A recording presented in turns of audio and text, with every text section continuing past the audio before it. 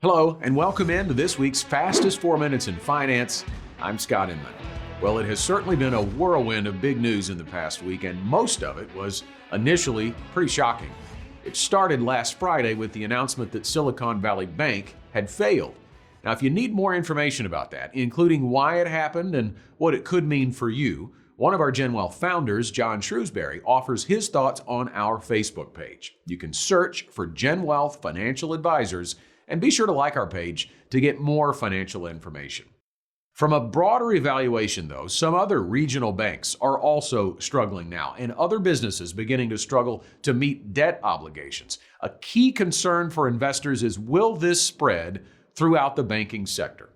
Our friends at LPL Research tell us the answer is not likely. In fact, unlike during the financial crisis of 2008, larger banks have plenty of cash. Cash holdings at commercial banks are roughly 14% of total assets. Compare that to 2008, when that number was about 3%. Bottom line is, big banks are better equipped to meet liquidity needs than the small number of regional banks that have been forced to try to sell bonds at a loss to try to raise cash.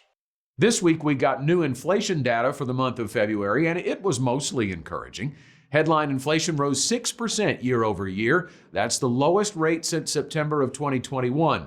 The monthly rate was up 0.4%, which was down slightly from January. Food prices were up 0.3%. That was the smallest increase since April 2021. Grocery prices were up only 0.25%, but restaurant prices rose 0.63%. Labor costs do factor in to restaurant pricing more heavily. The inflation data was certainly better in February than in January. So the big question now, in light of recent developments, is what will the Fed do with interest rates? There's little question that the stock market is waiting for a signal from the Fed that the rate hiking cycle will soon be over. It could be a catalyst for market growth. There is also little doubt that the economy is slowing and recession risk is rising for this year. It would be logical to believe that the Fed's work could be done soon. However, LPL chief economist Jeffrey Roach provides some caution to that thought. He says growth is not the priority for the Fed, inflation is. And even though we continue to see inflation trend in the right direction with this month's data, Roach believes it's too soon to believe the Fed will call off the rate hikes just yet. He says we should still expect a 0.25% rate hike later this month, with rate hikes being paused potentially by summer, if not sooner. He's even optimistic that the economy could even grow ever so slightly in the calendar year.